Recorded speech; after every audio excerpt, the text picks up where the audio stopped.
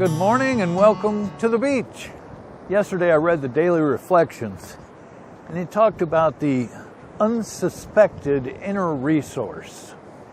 And that comes out of the big book actually, in the very back under the spiritual experience. And it talks about tapping into that unsuspected inner resource. Well, I had to start thinking about that resource.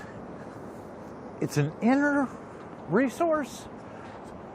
So we already have it within us that we can tap into it.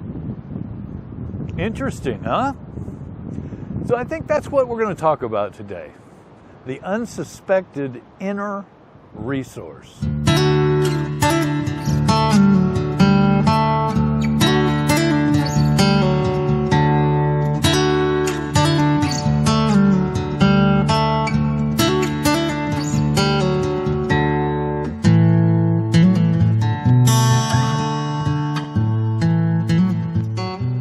This topic that I've brought up about the unsuspected inner resource, that's actually a quote out of the big book in the very back on pages 567 and 568, I believe. It's way in the back of the book, and it's called Spiritual Experience. And my understanding is that it was written because there were people that had not had that white light experience like Bill W. talked about having. And that, they were afraid that, well, maybe I'm not tapping into it, if that's what it takes. And so it talks in the spiritual experience about the different varieties of a spiritual experience or spiritual awakening. And so I'm going to go ahead and read this to you. If you've heard it before, go ahead and forward on or whatever, but you might want to listen anyway, because every time I hear something out of this book, it's like, oh, really? I don't remember hearing that. So let's give it a shot. Boy, it's in very small print, too, so give me just a second here. Okay, the terms spiritual experience and spiritual awakening are used many times in this book, which, upon careful reading, shows that the personality change sufficient to bring about recovery from alcoholism has manifested itself among us in many different forms. Isn't that the truth?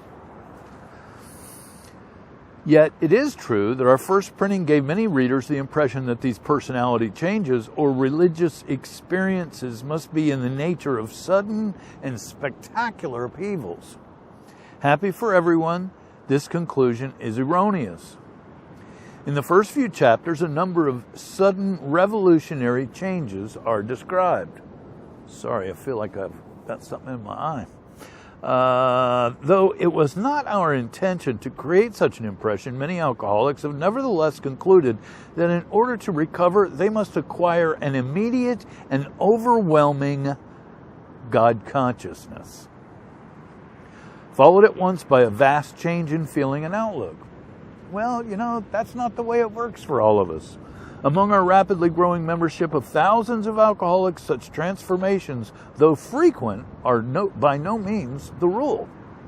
Most of our experiences are what the psychologist William James calls the educational variety, because they develop slowly over a period of time. Quite often, friends of the newcomer are aware of the difference long before he is himself. And, I can relate to that. I remember in early sobriety, people coming up to me and going, wow, you're really making some changes, aren't you? I really see a difference in you. And I'm like, really? I didn't know that. So anyway, he finally realizes, must be a big old jet going off. He finally realizes that he has undergone a profound alteration in his reaction to life. That such a change could hardly have been brought about by himself alone. What often takes place in a few months could seldom have been accomplished by years of self-discipline. With few exceptions, our members find that they have tapped an unsuspected inner resource which they presently identify with their own conception of a power greater than themselves. Most of us think this awareness of a power greater than ourselves is the essence of spiritual experience. Our more religious members call it God consciousness. Now, let me touch on that just a minute, because I knew of God. I had been raised in a religious background and that sort of thing, and so I knew of God. I kind of believed, but it certainly wasn't a big part of my life. So in this respect, in getting into recovery and being willing to turn my life and my will over to a power greater than myself that I wasn't even sure if it was real or not, that was tough. That was tough. So, but the God consciousness, I was conscious of a God out there somewhere. The way that it worked for me, and it's going to work different for probably everybody, but the way that it worked for me was that I began to see things that were happening in my life that were unexplainable, okay? Or even if they were explainable, rather than take credit.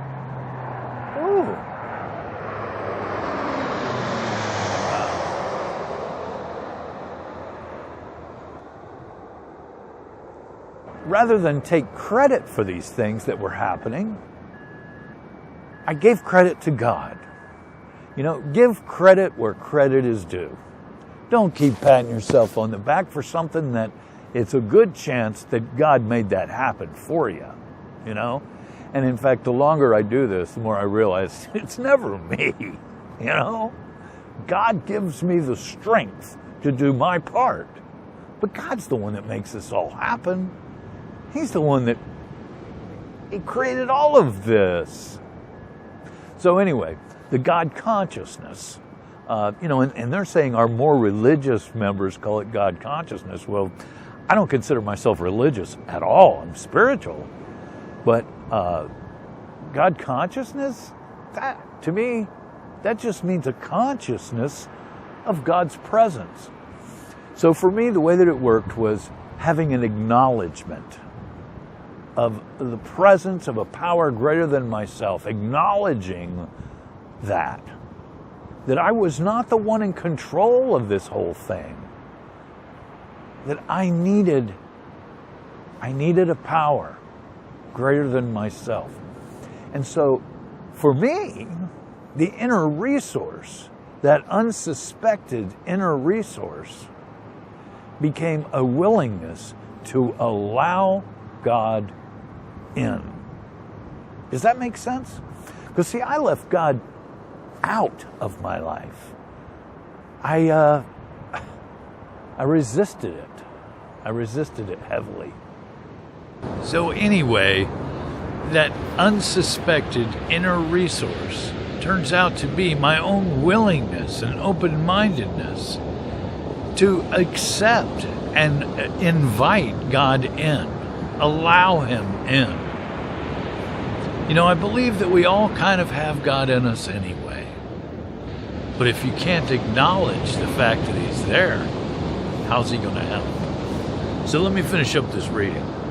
This is the end of the spiritual experience. Most emphatically, we wish to say that any alcoholic capable of honestly facing his problems in the light of our experience can recover, provided he does not close his mind to all spiritual concepts. He can only be defeated by an attitude of intolerance or belligerent denial. We find that no one need have difficulty with the spirituality of the program. Willingness, honesty, and open-mindedness are the essentials of recovery, but these are indispensable. And here's a quote by Herbert Spencer. There is a principle which is a bar against all information, which is proof against all arguments, and which cannot fail to keep a man in everlasting ignorance. That principle is contempt prior to investigation. Herbert Spencer.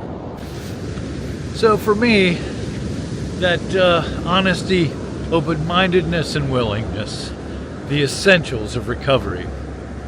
That's really what it comes down to as far as that unsuspected inner resource. It's called honesty, open-mindedness, and willingness. They're indispensable. They are the essentials of recovery. So I hope that everyone listening to this video has got something out of it.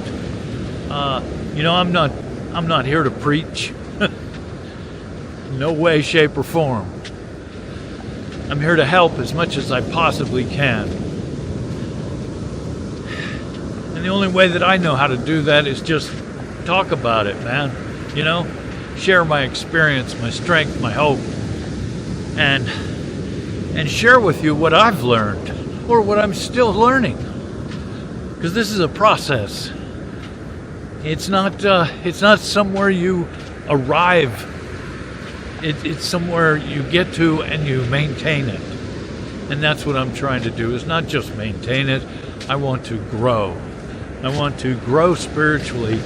And the only way that I can do that is with honesty, open-mindedness, and willingness. They're the essentials of recovery. So I hope you guys are having a great day. And like I said, I'm going to try to get more videos put out so that you guys know who I am, and maybe I can get to know you guys too. So you guys have a great day, and I'll see you on the next video. Hey, stay happy, joyous, and free. Bye.